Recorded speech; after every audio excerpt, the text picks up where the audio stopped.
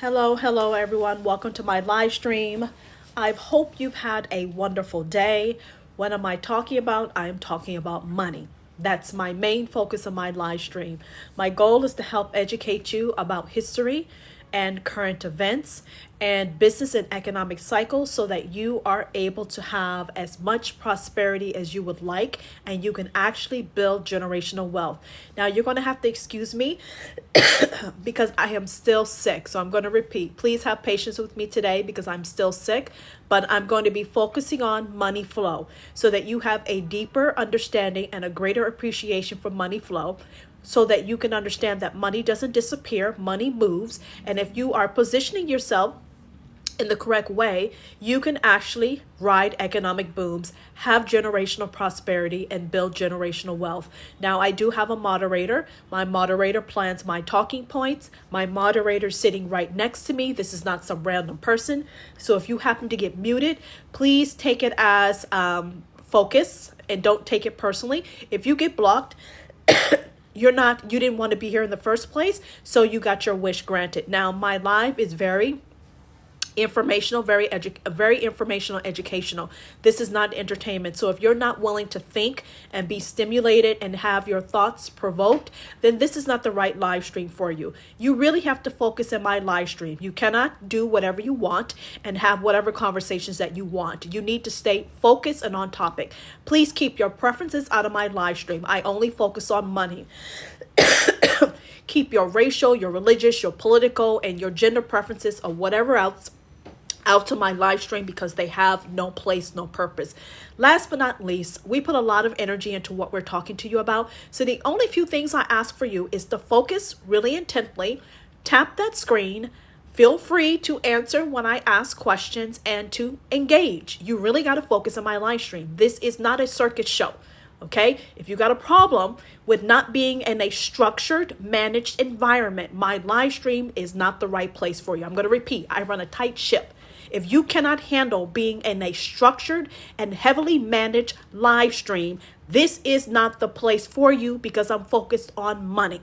Now, my live stream has two segments. The first is a very deep dive. I choose a topic, I go in, I give you a little bit of history, I give you current events, and I stimulate your mind. My ultimate goal is to help you understand money flow, how you can get money flowing in your direction, and what some people or countries are doing to keep money flowing in their direction. Last but not least, if you are a business owner and you would like to know how to attract more customers for your business, I will touch on that. And if you want to work from home and know how you can earn six-figure income from home, that's in the second portion of my live stream. So I repeat, the first part, I do a deep dive. Okay, I do a very deep dive in a particular topic. The second portion of my live, I tell business owners how they can attract more business, not by spending money on marketing and advertising, but by other methods to bring more income into their business, more revenue. And if you want to know how you can work from home, have a high profit business, and earn six figures, I will touch on that in the second portion of my live stream. So what do we need to do? How many people are here? I got 245. Please tap that screen.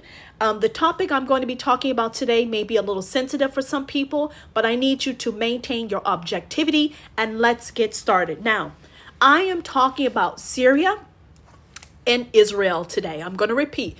My deep dive today is focused on money flow, history, economic and business patterns, and I am focusing on Syria and I am focusing on Israel. Currently, right now, Israel and Syria are in indirect talks to de-escalate a situation that's occurring. Now, what I'm fundamentally talking to you about is I'm talking about current events and I'm talking about history, but I am talking to you about it from a stance of money flow, prosperity, and economics. If you can handle that, please stay here in my live stream. If you can't handle that, you might want to go. All right, so let's get started. Israel has been engaging in some aggressive activities on Syria's soil in defense of a group of people in Syria, okay? It's a minority group within Syria. Now, why am I talking about this? Because I will say this until I'm blue in the face. When you have stability, you have prosperity. And if a country is not able to get its footing with stability, it's going to impact its GDP. And as I go through this live stream today, I'm going to be illustrating with numbers how countries that are not able to maintain, control its activities within this country, who's not able to maintain its borders, how that impacts the prosperity and the advancement of that society. Now, you guys have went ghost on me. You can't go ghost in my live stream. If you're going to be here, you got to tap. If you're not going to tap, you got to scroll. You got to make a choice. There's no way I got these people on my live stream and you guys are not tapping. This is the topic that we can handle as educated human beings and have an objective point of view. I'm going to repeat.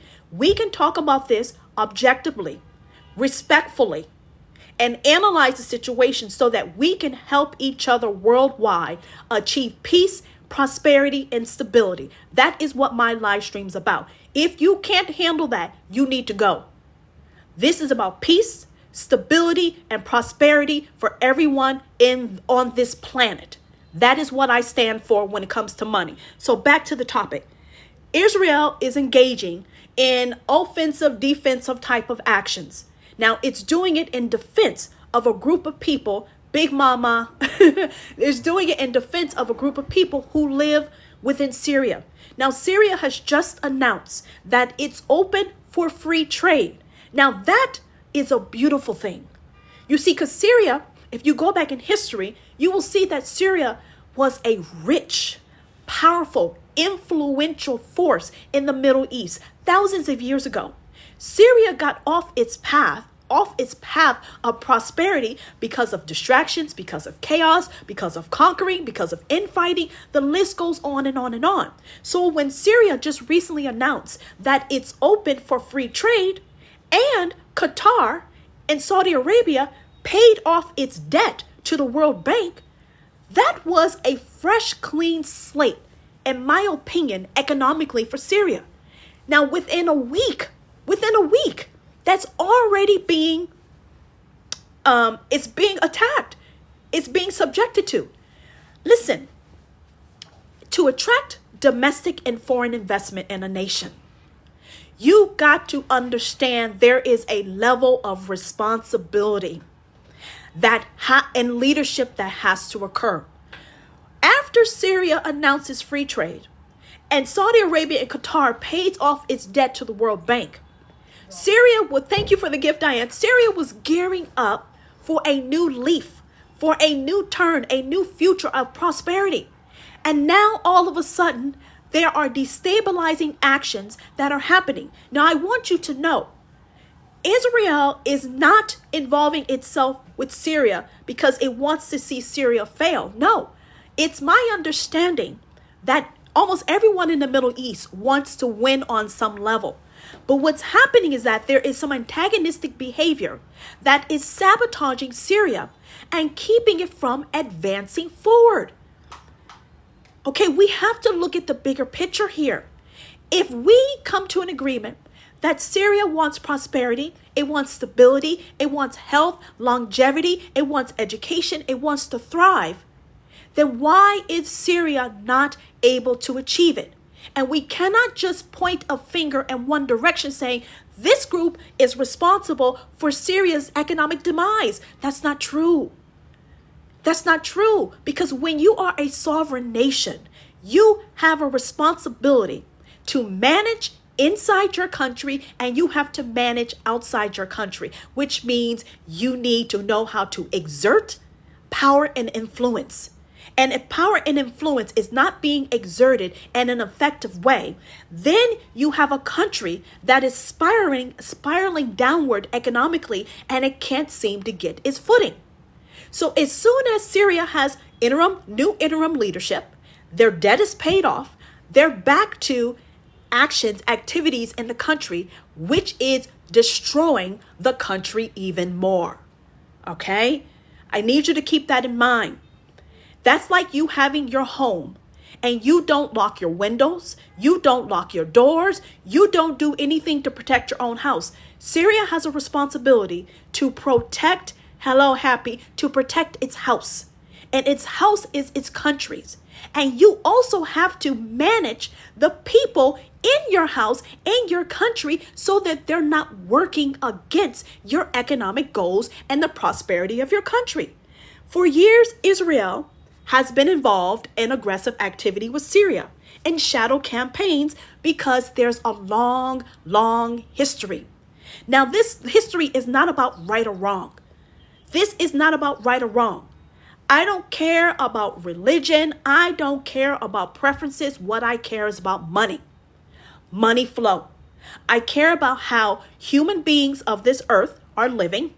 I care about their opportunities. I care about their health and well-being. And I care about them building a legacy generation after generation. And if citizens in a country are not able to build wealth, have health, and have opportunities to advance, I don't care where you are in the world, there is something that is fundamentally wrong. Why are y'all silent? How many people are here? I got 400. I got 400 people here. You need to get with the program. I'm just getting started on my live stream. I'm just getting started. If you can't handle this, you got to go to sleep. If you can't handle what I'm talking about, thank you, boss man. You need to go to sleep right now because I'm coming in real and I'm coming in hard. You see, we like to have a narrative. We like to keep with a narrative. We like to have a narrative in regards to Syria. We like to have a narrative in regards to Egypt. We like a narrative Iran, Nigeria. There's a narrative that we like to tell over and over again. And I'm here to pull the veil back and get to the money. I'm here to get to the money. Because if we actually want everyone on this earth to prosper, we have to move the bullshit to the side and we have to call a spade a spade. And right now, what I'm telling you, all of a sudden, Syria has new leadership, interim leadership. This leadership has announced that it's open for free trade when Syria has been closed off from the rest of the world and Syria has not been able to get access to foreign investment. It has a clean slate, and all of a sudden, there are groups in Syria who are causing issues at a time where this country is getting ready to rise. It's getting ready to rise again. So my question is this: at a pivotal time in Syria's history, why is it that the groups in Syria who say they love Syria and care about Syria, why are you interfering with the growth and Syria achieving its rightful economic prosperity at a critical time where it has a new slate, a new beginning? I'm going to ask this again. Syria has been in an economic decline for a few generations now. It hasn't been able to get ahead. Guys, I am sick, so you're going to have to forgive me. It hasn't been able to get its footing and go back to its economic greatness that it had for thousands of years. Now that Syria has been giving a new lease on life, and countries like Qatar and Saudi Arabia have come in, paid off its debt to the World Bank. Why is it now that when Syria is getting ready to change, to open itself, and to have an influx of foreign investment and money flow, it's power? Of course, Maddie, it's power.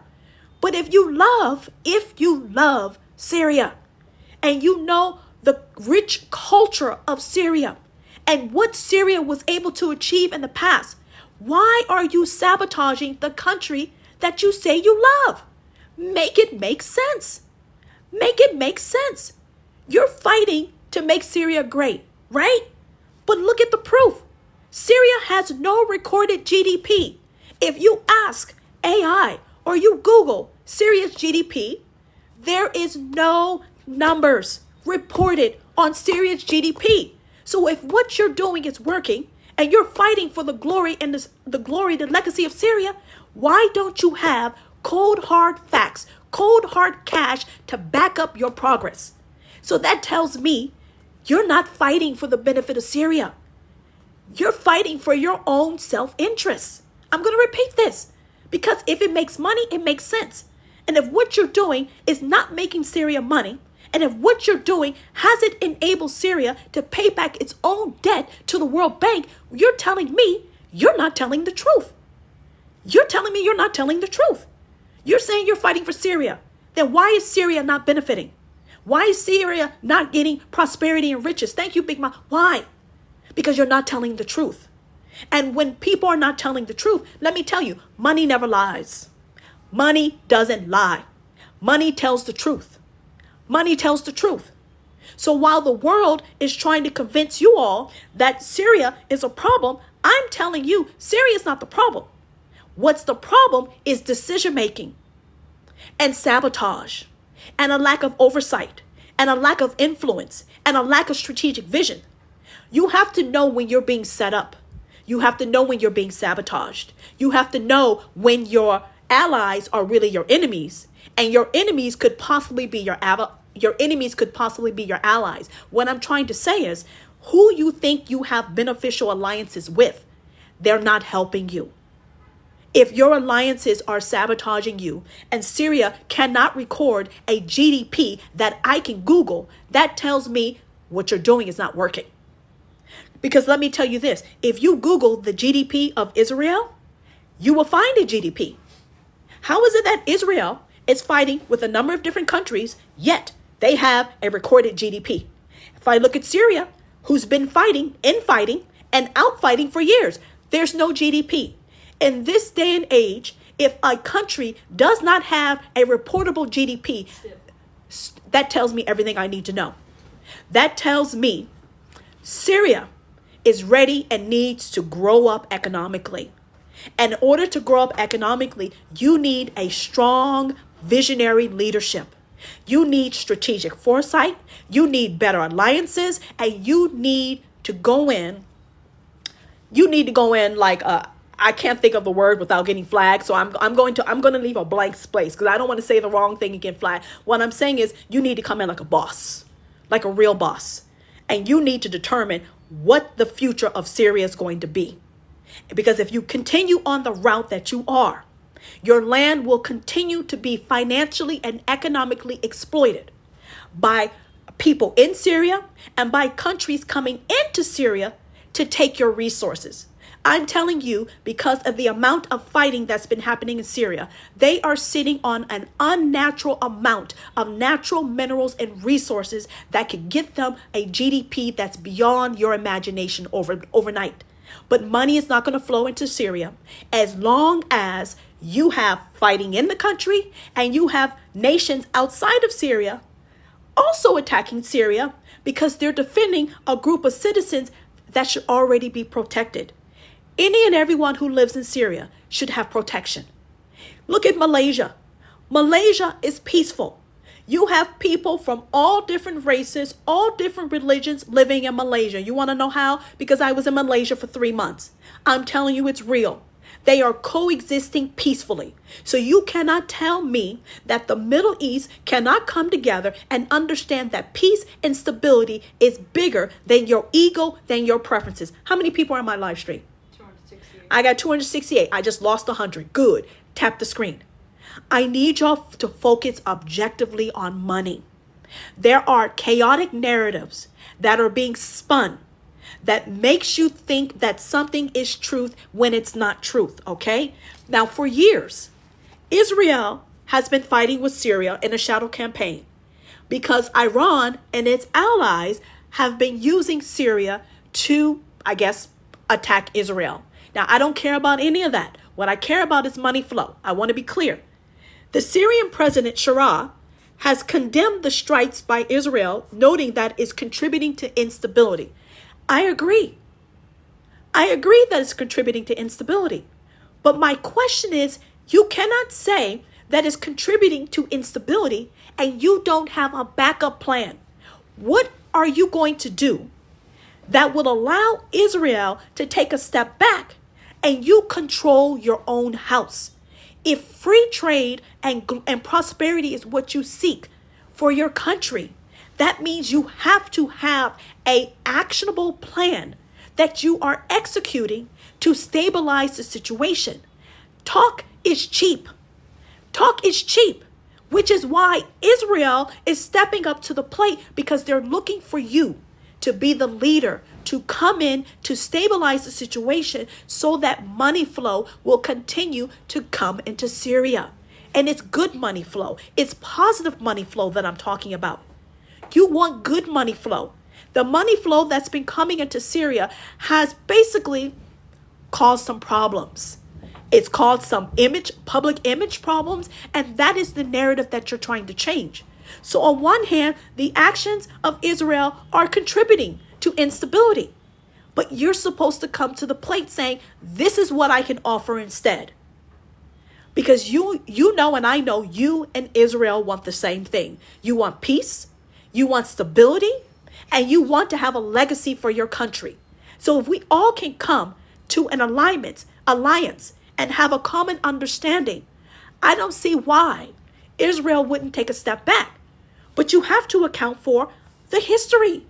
There's been generations of strife, generations of aggression activity, generations of conspiracy and targeting that's been happening. So if you really want a new relationship, you want a new dynamic, we have to account for sabotage.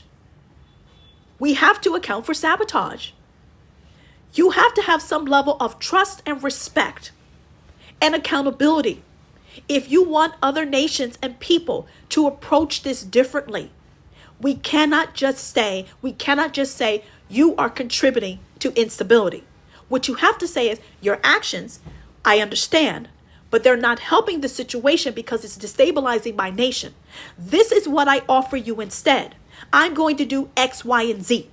And I'm going to do X, Y, and Z on this date, and this is what I expect to see. Would you please give me the breathing room to execute my plan so that you can see that I'm moving in good faith and I consider you a respectful ally in the region? That's how you move. Do you understand? You can't just say you're contributing to my instability. You have to say, this is what's going on. I understand why you did it. I don't condone it, but let me fix this situation. Let me get my house straight. And then Israel would say, okay, I'll give you a moment. Fix it. That's what you have to do. Now, I know some of you feel uncomfortable with what I'm saying, but I'm telling you, that is how leadership moves. You can't talk. You have to talk and back it up. You see, if you're not backing it up, you're going to allow Syria to fall into an economic pattern that it has been doing for generations, and it's not serving you. So why is Syria a point of interest for Israel? I'm going to explain why Syria particularly is a point of interest for Israel. First, 1948, you have the War of Independence. Is there anyone in my live stream who is familiar or knows about the War of Independence that happened in 1948? You can just say yes or no. Are you familiar with the War of Independence that happened in 1948? Yes or no? Okay, this is not right or wrong. I'm asking you yes or no. Are you familiar with the War of Independence that happened in 1948? If you don't know what it is, I will explain in a minute. Do you know what it is? Yes or no? Yes. Okay, no. The War of Independence. Why are you so mad? Why are you so lame? Go someplace else. Why are you so mad? Why are you so lame? If you can answer that, I will tell you if I'm angry or not. Now, the War of Independence, it lasted for 1 year. All right? Write down the word mad. Why are you so mad? Write that down. You just gave me some more keywords to block. You see, guys, you complain that you can't give comments on my live stream. You can't give comments because you're not focusing. And I come up with new keywords to block every live stream because of your lack of focus, your lack of initiative, your lack of life goals. If you don't have any goals if you want no intellectual stimulation, why are you here? You see, I'm not mad. You're mad that I'm intelligent. And you're mad that I have the confidence to go live and speak about this. So if anyone is mad, it would be you, not me. Because I don't have a problem with me. You got a problem with me. I'm going to repeat that. I don't have a problem with me. You're watching me. That means you got a problem with me. And you need to take your problem and go someplace else, okay? Now, the War of Independence, it lasted 1 year. A ceasefire agreement was signed with Israel and the Arab nations, including Syria. Now, the War of Independence was a war that Israel fought. Basically, there was a number of nations that were on the borders of Israel that decided at the same time that they were going to do an offensive defensive attack on Israel because they had their own vision, their own goals. So this war of independence was fought for 1 year. I believe the United Nations the United Nations facilitated a ceasefire. And that is how the War of Independence was able to calm down and be squashed. But the issue is, after the War of Independence, they had a ceasefire. Some nations did not honor the ceasefire. And Syria is one of the countries, Syria is one of the countries that did not honor the ceasefire. So if you want to know a reason why Israel is a little bit skeptical, it's because of history, which is why I talk about history. Because Israel is expecting Syria to hold its end of the bargain, but Israel has a history of Syria not holding its end of the bargain. Now, why? I don't want to talk about how it happened. Does it need to stop? Yes. It needs to stop because the Middle East is such a rich region. The Middle East is sitting on trillions of dollars of resources. And because of infighting, this region cannot amass the money, the riches that it deserves. Okay? I'm going to repeat this. The Middle East is a region of the world is rich. It's rich. And you can't get to the money and the money flow because there's too much fighting, which tells me people are not focused. You got to be focused. You have to be visionary to amass this money. How can you be sitting on a gold mine and you can't get to the gold mine because you're too busy fighting with each other? You have to decide what's most important, your legacy, your future, the prosperity of your nation, or a few people with chips on their shoulders. Please tap that screen. Tap, tap, tap, tap, tap. Okay? We have to see outside ourselves. We have to see beyond ourselves. We have to realize that the world has existed before you and me, and the world will continue to exist after you and me. Do you want to know why we talk about the Mayans and the Aztecs, and we talk about the great empire of Egypt? We talk about them because they focused. They focused. Even the Ottoman Empire, they focused. They focus, and that's why we talk about them to today. So imagine in the future, history is being taught. You know what they're going to be saying? Well, I don't know. They kept fighting with each other. They could have built something. Listen to me. You want to know why we talk about the British Empire, the great empire of China? You know, we talk about the Aztecs, the Mayans. We talk about the Egyptian Empire, the Ottoman Empire, because they were focused. They understood the value they add. They knew how to harness energy and the intellectual capital of their citizens. They knew how to trade, how to get along and exchange information. Can you imagine what they're going to say about the damn Middle East because you can't seem to focus? This is critical. It's not about you. It's about a greater good. It's about prosperity. It's about longevity. It's about intellectual stimulation. So when I ask you, what's going on? What's going on? Do you want a real legacy? Or do you want to be known in history as fighting, chaos, a lack of direction, a lack of consensus, a lack of respect? Everyone values a higher power. You pray to a higher power. You believe in a higher power. Yet, you can't seem to put your differences to the side and work towards a common human good, which will be something that you would be proud to tell your ancestors. Talk about your ancestors. You got to think it through. You got to think it through. There's too much short-sightedness. And because of that, your GDP is a reflection of that. Okay? Now you have Israeli-Syrian border clashes, okay? You have ceasefire agreements there that weren't honored. So thank you, Janice. You have a long history of Syria and Israel just not being able to get it together.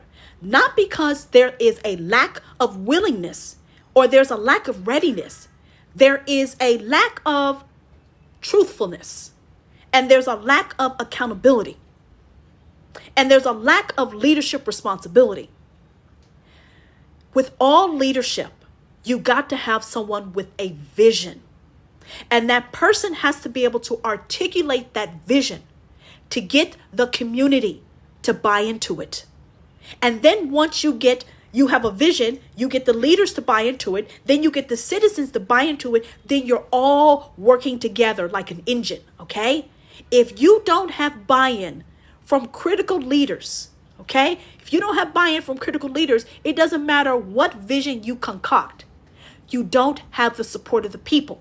And when you don't have the support of people, you don't have enough energy behind it to make a reality. And that's one of the fundamental problems that Syria has been facing. Because if they're not fighting other countries, they're fighting with themselves. It's no different than what happens on the beautiful continent of Africa. On one hand, you say, we're fighting. We're fighting because we're trying to unify the Middle East, and we're trying to clear out certain people. You can't clear out anyone because we're all here to coexist. So once you accept reality, the new reality, then you must realize, what am I doing with my time, my energy, my resources? What am I doing? Am I building or am I destroying? Am I creating or am I ruining?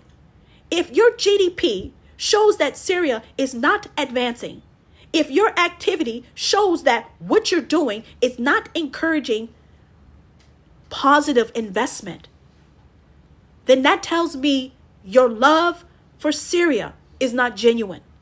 And your love for the Middle East is not authentic. That's what it tells me. Because if you love something, you take care of it. If you love something, you respect it. If you love something, you uplift it. If you love something and you believe in a higher power, you lift everyone up.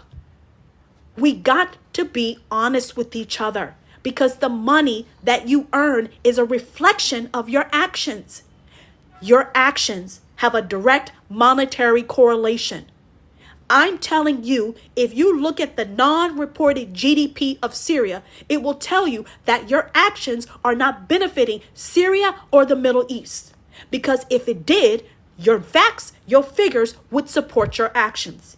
So if I come to you with facts and I say your GDP is non-existent, which means on a global economy, on a global scale, Syria is not on the map. And how is it possible Syria is a rich, ancient country that has amassed unbelievable amounts of wealth and power? How is it that they're not on the map if what you are doing works? How many people are here? 50? I got 140 people. Please tap. Your actions will tell you if you're achieving success. If the money doesn't look like success, that means what you're doing is not working. That means your vision is flawed. That means your leadership is not strong. And that means where you're trying to take the country is not in alignment with what is happening today. You see, another problem is that we like to go back in time and we like to think of all these great empires that were able to conquer. That was then. We live in a new reality now. You can't go back in time and recreate the Ottoman Empire because that was a different time. So you have to move with the times. We have technology. We have so many different things that are available now that the conquering that you saw in the past, in history, will not work today. Because we are in a new age. We are in a new time. People are interconnected. We have technologies. It's not going to work. So you're trying to achieve a vision, a goal that's in the past. And it's not going to come true right now. Because you're not in alignment with the time. You listen to men like Ray Dalio talk to you about history and economic cycles. If you understand history and economic cycles, you should already know what you're trying to achieve is obsolete. It's not going to work. Because if it's going to work, guess what? You would have achieved it by now. How long have you been fighting? How long have you been fighting? And you can't seem to accomplish what you want. That means you're doing it the wrong way. How much do you need to lose? How much must you sacrifice before you realize you are essentially sacrificing this beautiful country on a plan or vision that is obsolete, that is not relevant, that is not going to benefit you, okay? Now, in 1967, there was a 6-day war, okay? Israel took to, what is that, Golden Heights?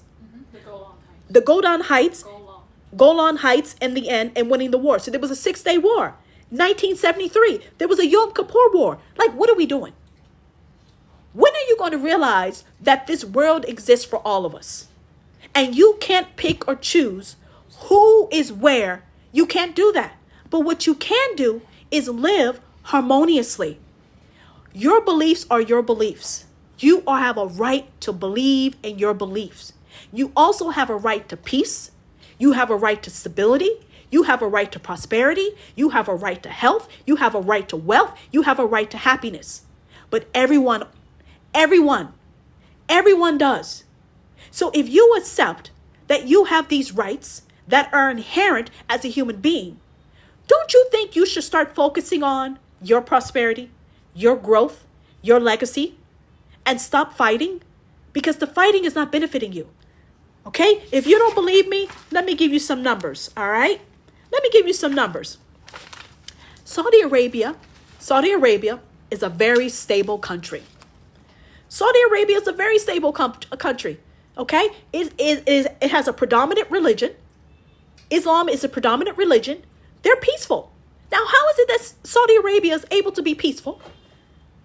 How is it? Because they have a vision. They have structure. They have strategy. They have a plan. And that's why Saudi Arabia's GDP is $1,106 billion. Look at Saudi Arabia. I said the proof is in the money. Saudi Arabia is an Islamic nation. It is a beautiful, culturally rich country.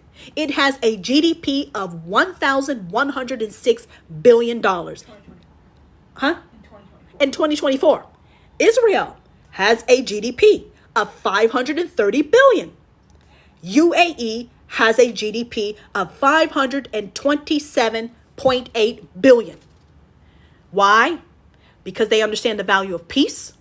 They understand the value of stability. They understand the value of structure. They understand the value of strategy. And they understand that if they really want to have a true legacy that they're proud of, that is spoken about with great respect in the future, there's certain things that they must do. And fighting is not a part of it. Now, here's the lowest GDP in the Middle East. Okay? Jordan has 50.6 billion. 50.6 billion. It's about one tenth of the UAE. Lebanon, there's no data available. Syria, no data available. Yemen, what is that? 28.1 billion? Okay.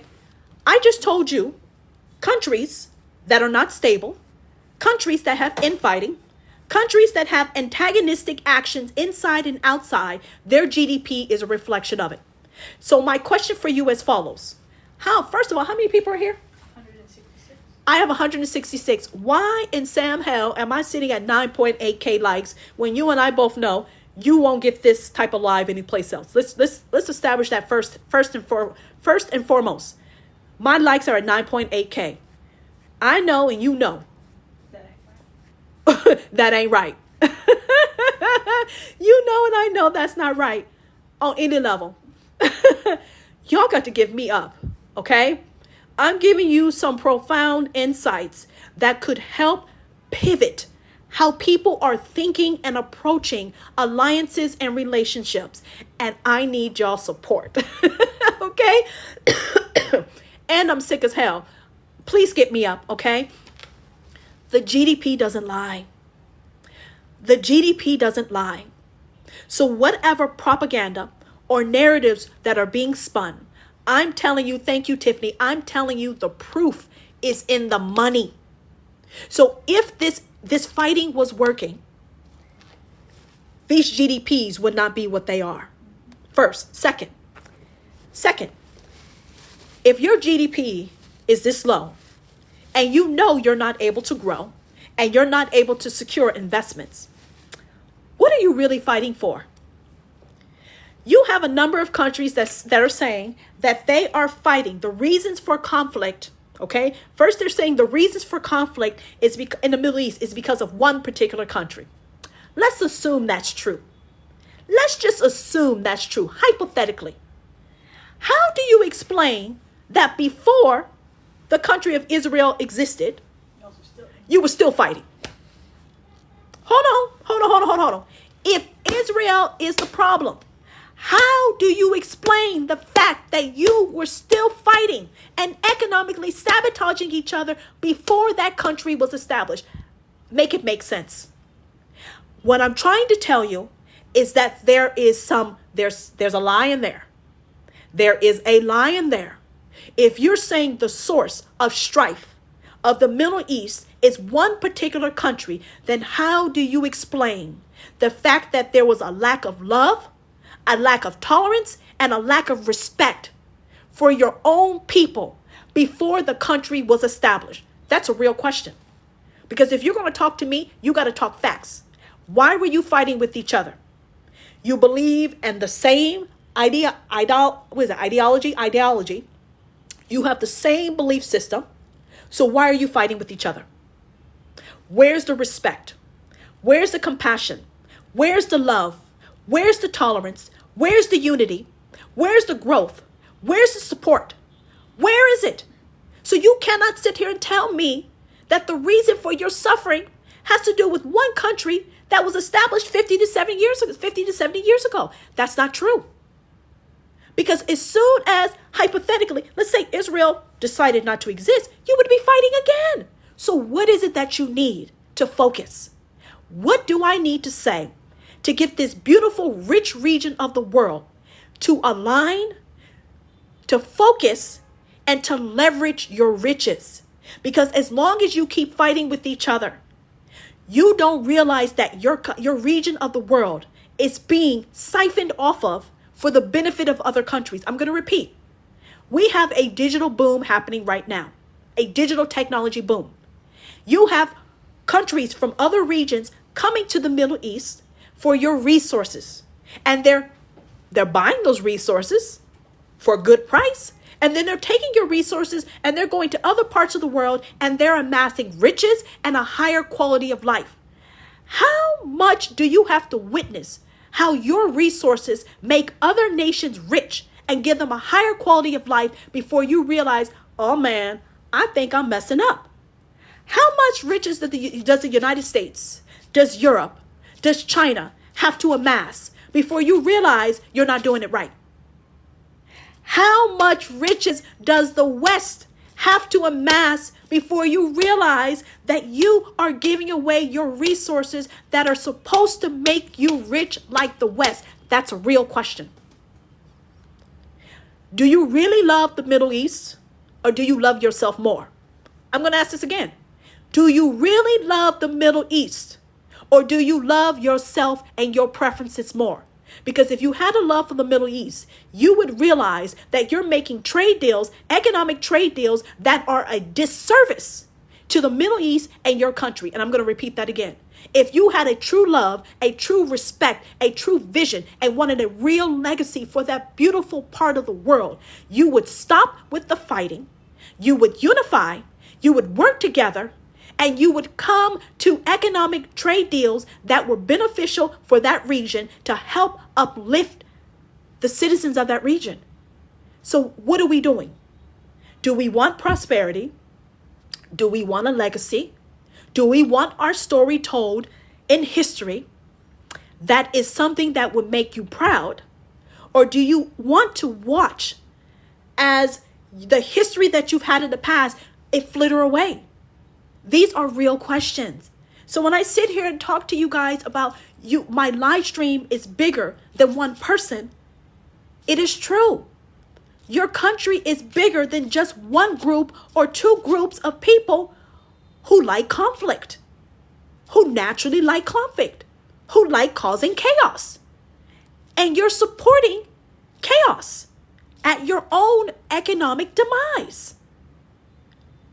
If I told you fighting is the reason why you cannot find a job, you're saying you can't get a job. You can't get a job because one particular group of people are stealing your jobs. No, you can't get a job because there's not enough stability for people to create businesses to create more jobs. I'm going to repeat this. You got a job. You have jobs because of businesses. Businesses are started when they can have access to funding and or amass capital to start a business. If there's not enough jobs, that means there's not enough business creation. And there's not enough business creation because there's not enough influx, pumping of cash flow into an economy. So while you're pointing a finger about why you can't get a job, you should be focusing on why you can't start a business. Hold on, listen to me. You got a group of people who always want to get angry about they can't find a job. There are no jobs because there's no business creation.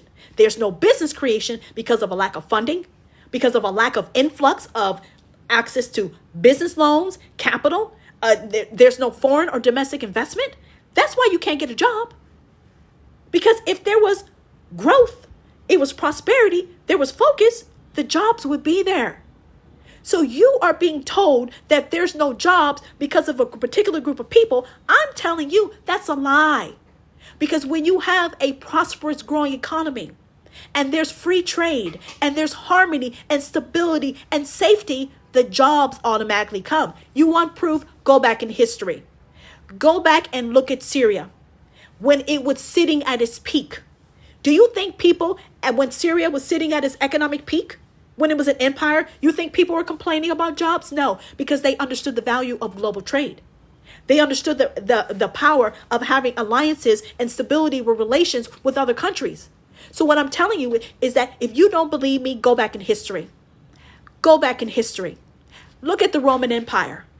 They became great, not because they closed off their borders. They were great because they engaged in relationships with others beside themselves. What do you think about that? Please tap that screen. Please tap that screen. That's where your job is. When there is a lack of GDP growth, there is a lack of money flow in the economy.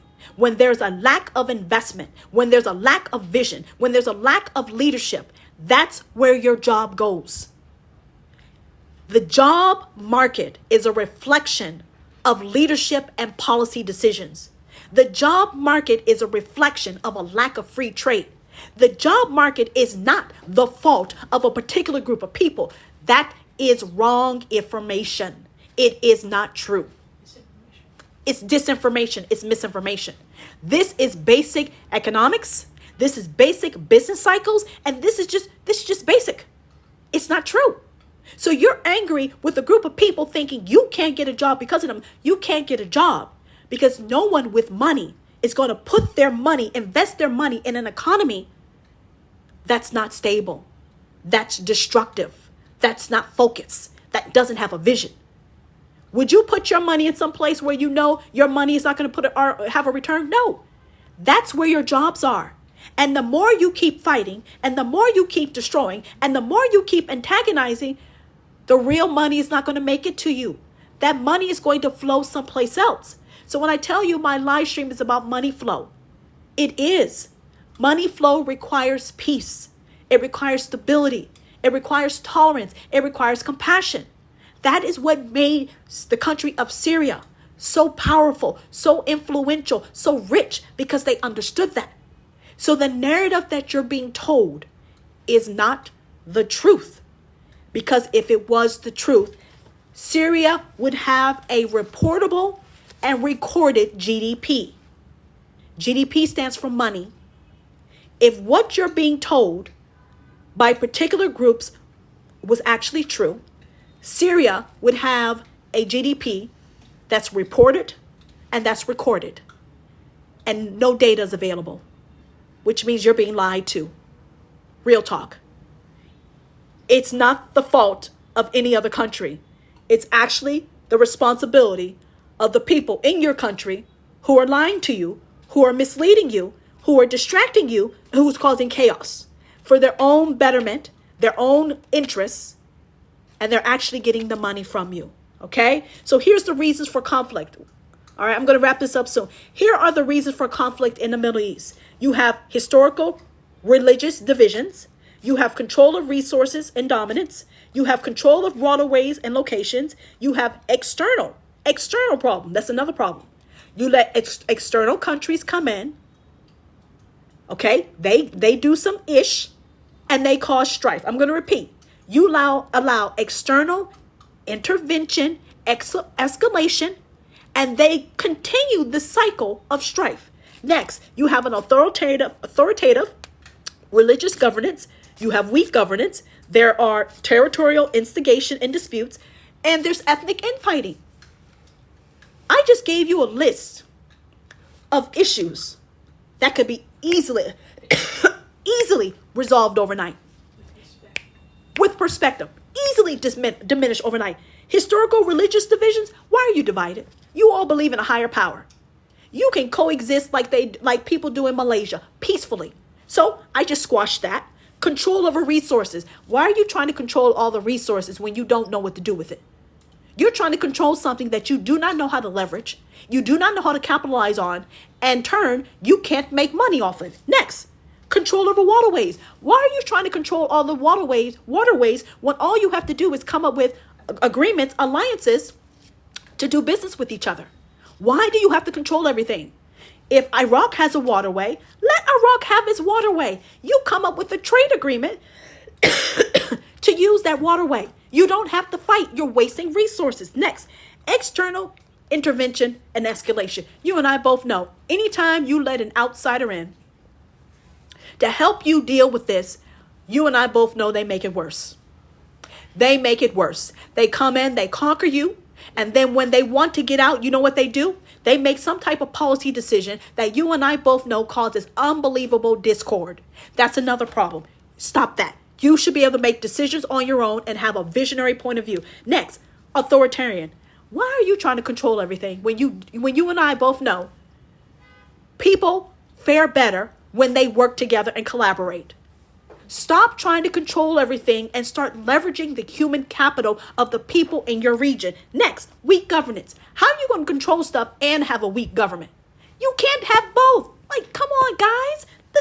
And territorial instigation. Now, you and I both know, whether you are in preschool or high school, you always going to have some people who like to cause bullshit. They just like chaos. They like strife. Why are you letting them gain momentum? There are people who are natural chaos disruptors. It just happens. It's in all parts of the world. It's not just the West, the Middle East. You have it in all nations. So why are you letting that disrupt your focus? And then you're fighting with each other. Come on. You don't have to like each other to do business with each other. You don't have to approve of each other to focus on prosperity and growth. I'm sorry if no one told you this. I can do business with you. I can be respectful. I cannot like you. I can get this money and I can move on with my life. I'm going to repeat this. I don't have to like you. I don't have to know you to respect you, do business with you, get this bag and move on with my life. Y'all seem to think that this is a popularity campaign and everybody must agree with you. Everyone must agree with you. Say what you want to hear. Do what you want to see. No, you are mistaken. We live in a world with unique individuals because we have different perspectives. You can respect someone and disagree with them at the same time. That's the problem with my live stream. You got people who want to come into my platform, my live stream. They want to do whatever the hell they want to do when all they have to do is pull up their TikTok account and go live themselves. They are called boundaries. And we have to stop crossing boundaries and take responsibility for our own actions and decisions. Now, I hope you've enjoyed this portion of my live stream because now I'm getting ready to move over to the second portion of my live stream. Guys, this is about money. If you want success, you got to focus. There's chaos. There are distractions. There are disruptors. There's so much that's out there that feeds upon your vulnerabilities, your lack of awareness. You have to stop falling for the money traps. You have to stop falling for money traps. And part of it is because of bad decision making. It is okay to be disliked. It's okay to be disliked. Trust me, I'm a prime example of people not liking me, and I don't give a damn. You have to handle your business, and you have to understand there will be a time where you're not liked, but you will be respected. And it's your job to make sure that there's respect. And if you're in a leadership position and there's no respect for you, that means your leadership is lacking credibility and integrity, which means you may not be the right person for the job. Seriously. Real influential leaders, if you go back to Julius Caesar, you go back to Alexander the Great, go back to even Genghis Khan. They have good sides and they have bad sides. But let me tell you something that's common with them. They are strong. They are visionary. They understand what needs to be done. They know how to rally the people. They are decisive. They are timely. Do you think Genghis Khan was liked by everyone? No, but he was respected. You think Julius Caesar? Look what happened to Julius Caesar. Okay? So what I'm telling you is that there are certain leadership qualities that are required for a nation to prosper. You cannot be pussyfooting and beating around the bush and expecting everyone to like you. What do you want? Do you want prosperity? Do you want stability? Do you want Syria to get back to its rightful place? If not, stop pointing fingers and start grabbing the reins and grabbing the bull by the horns and get this money. Now, business owners, some of you have businesses and you're trying to figure out, how do I get more business? Okay. Some of you have digital businesses, okay, or some other types of business. I'm sorry, guys, I'm sick and I'm looking at my Kleenex. Some of you have businesses and you're trying to figure out, how do I attract more customers? I don't have the budget for marketing and advertising. When I spend money on marketing and advertising, I'm not seeing the cash flow, the revenue that I'd like. Does that sound like you? If you are a business owner and you're trying to get your revenue higher than what you're spending on marketing and advertising, please tap that screen, show me that you're here. Because I'm here to tell you, there is a better way, a new way for you to attract your customers instead of you throwing money down the drain. There are ways that will show you how to leverage digital technologies without you having to chase your customers. So if you're learning, how do I do this? How do I do it effectively? It's very simple. It's very simple. The first thing you need to do is you need to understand that you do not have to spend hundreds, thousands, hundreds of thousands of dollars, millions or billions of dollars to keep trying to lasso a customer. You have to learn how to do attraction marketing without spending money. Did you hear me? You have to learn how to do attraction marketing, which costs you $0. Did you hear me? Attraction marketing costs you $0. So whatever money that you have budgeted for your marketing and advertising campaign, if you're not doing attraction marketing, you're essentially wasting money. Now, if you're a new business and you don't have the customer base, you don't have your business revving and going, you and I both know marketing and advertising is a money pit. That is one of the worst things you can do as a new business owner, is to run through your budget on marketing and advertising. And then when real issues arise, guess what? You're cash broke. And when you're cash broke, you got to close your business. I'm going to repeat this.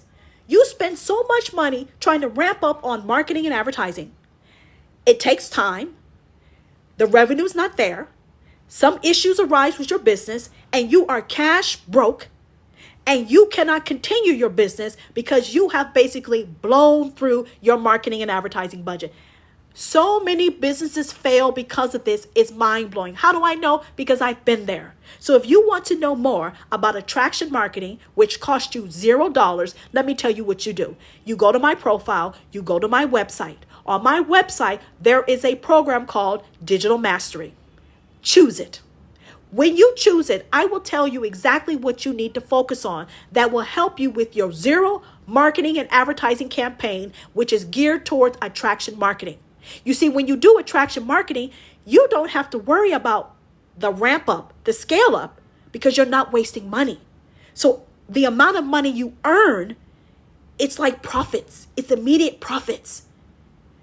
When you have a business, you expect that business to be in 1 year, 5 years to break even. Don't you know you can have a business break even within 7 days and be in profit mode within 7 days? I'm going to repeat this. Did you know that there's a business model that exists that you can be in profit mode within 7 days? 7 days. So you're taught it takes a business 6 months to years to break even. No, I'm telling you, there's a business model that exists that you could possibly be in profit mode within a week, because there's no overhead, there's no expenses, there's no monthly cost, there's none of that. So business owners, you decide what construct you want to operate in. Do you want to continue operating off of an old money system paradigm in which you are spending thousands of dollars on marketing, advertising, ramping up so that 1 to 5 years from now you break even? You're blowing through too much money. Or do you want to learn a new method that either you can make your employee learn or you can learn for yourself? You can hold on to that money, which means that your business has a higher likelihood of succeeding, because you have the cash flow to help you sustain and build up and scale. I'm going to repeat. You can blow through your marketing and advertising money, which can make you cash broke, or you can learn a traction marketing, which costs $0, which will allow you to have more money over the long haul. So your business have a higher chance of existing, and you're not cash broke, and you can navigate normal business hurdles.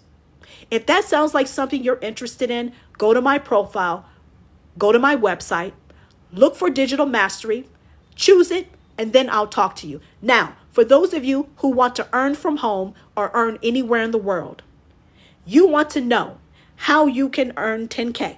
You want to know how you can earn 6 figures with a digital business that's high profit anywhere in the world. Let me tell you, when you have a high value digital product that's in high demand, that means you're able to earn hundreds of dollars off of one customer. How many people are still here? If you're still here and you want to hear this, I need you to tap the screen. I need some signal that people who want to hear this information's here. And you do that by tapping the screen. If you want to know how you can have a 6-figure business sitting from home, tap that screen. Keep tapping the screen. When you have a high value, high demand digital product that costs hundreds of dollars, thank you, you basically can earn hundreds of dollars off of one person. What am I talking to you about? I am talking to you about a business model in which you earn 100% of the revenue. You earn 100% of the profits. So if you have a high value, high demand digital product, and that product costs $600, you earn $600. Are you with me? High value, high demand digital product. That digital product, let's say, costs $600. That means you earn 100% of the revenue, 100% of the profits. Now, what's happening is that you guys are promoting products in which you earn percentages. So let's say you earn 25%. 25% of 600 is $150. Why are you working for 25%, which is $150, when you can work for 100% and earn $600? I'm going to repeat. You're working for percentages, network marketing, affiliate marketing, multi-level marketing. You're earning percentages. So on a $600 product, let's say you earn 25%. That's $150. Why are you working for 25% when you could be earning 100%? Which means you work for $600, you receive $600, and it's paid daily into your bank account. So while you're waiting for a paycheck once a week, once every 2 weeks, once a month, I'm telling you, you can earn 100% of the profits, 100% of the revenue, get paid daily, and 2-hour workday. Excuse me, guys, I'm sick. A 2-hour workday. When you have a done-for-you digital business, a done-for-you digital business is a business that is fully automated. When you have an automated business, it does about 85 to 90% of the grinding of the hustle, which means when you have an automated digital business, you don't have to deal with rejection. You don't have to deal with DMs. You don't have to deal with emailing. You don't have to deal with calling. You don't have to get on the phone. The automated business does that. So when you have an automated digital business, it allows you to master a 2-hour workday. So now imagine this. You got a high value digital product that's worth $600. Your workday is 2 hours. That means you work 2 hours a day. You earn $600 a week off of a 2-hour workday. is $2,400 a month of extra income. Can you imagine that? Now, I'm getting ready to blow your mind. I got two things to blow your mind. First, if you were earning 25%, okay, you were earning 25%, and you basically get paid 150, you would have to work 8 hours off of a 25% commission to earn $600. I'm going to repeat. Let's say I work 2 hours, I earn 600 off a 2-hour workday. If you're working off of 25%, you would have to work 8 hours to earn $600. I work 2 hours, I earn 600. You have to work 8 hours to earn $600 in one day. Now, how do you earn six figures? There are 5 billion people online. 5 billion people online. If 0.00001%, I'm going to repeat, 5 billion people online, if 0.00001% of them bought for you, that is $30 million of potential income. I'm going to repeat. Less than a fraction, less than 1%. If less than 1% of 5 billion people bought from you, that is a $30 million digital work from anywhere in the world business potential. 0.00001% times $600 times 5 billion people is 30 million of potential income from a done-for-you digital business in which you earn 100% of the revenues, 100% of the profits, you get paid daily, you master a 2-hour workday, you have automated streams of income, which means you can earn money while you sleep because your business is working for you 24/7. That's what it means to have automated streams of income. That's what it means when you have a high value, high demand digital products. So how many of you are going to continue working for 25% when I told you you can earn 100% of the revenue? This is not multi-level marketing. This is not network marketing. This is not drop shipping. This is not affiliate marketing. This is a whole new game and a whole new paradigm. 100% of the revenue. You work for yourself. You have your own business. So next, I already told you self-made millionaire potential. Now, let me break it down even further. How do you get to 10K in a month? Well, let's imagine all you needed is one customer a week. One customer a week is $2,400 of extra income a month. 4 customers, one customer a week is $2,400 of extra income. Do you know how many customers you guys need to earn that amount of money? Some of you are making $6 off of a product. If you make $6 profit off of one product, you need 100 customers to earn $600. Why would you be working to find 100 customers when I told you you only need one customer at $600? Now, how do you scale up? Let's say you needed 2 to 3 customers a week for $10,000 of income. There's your $10,000 income right there.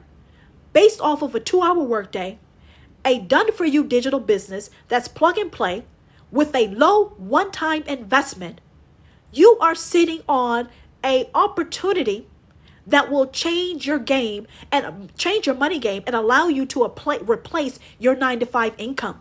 Have I caught your attention? So if you think you got to work more to earn more, wrong. If you think you got to invest more and wait more time, you're wrong. It's not true. You can work less, earn more by having a digital business that's automated, that works for you 24/7, so you don't have to deal with rejection. There's no guesswork. There's no trial and error. 100% revenue, 100% of the profits. You get paid daily. There's no middleman. And you're learning how to master a 2-hour workday.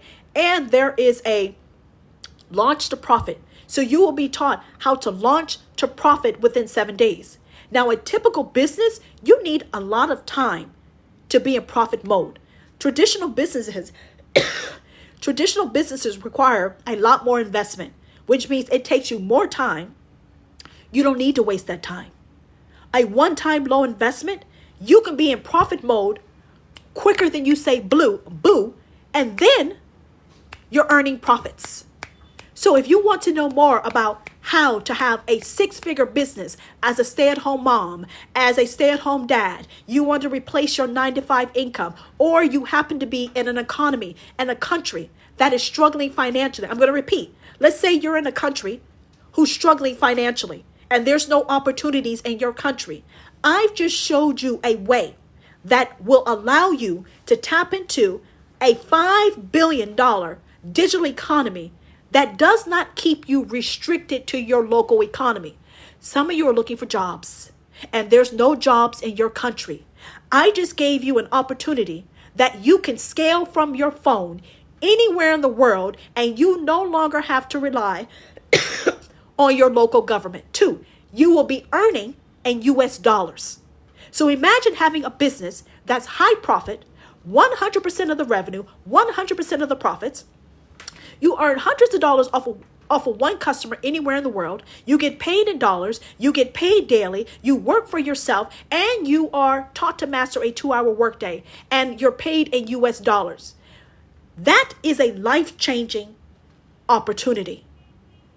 That's a life-changing opportunity. Now, what do? You go to my profile. You go to my website. Also on my profile, I have stories. Okay? Watch my stories.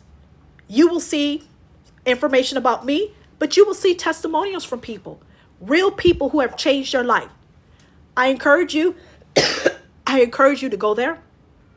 I encourage you to consider what I'm saying, because if you've never had a chance to earn $2,400 or $1,200 off of a 2-hour workday, high profits, 100% of the revenue, and not falling for time traps, check it out.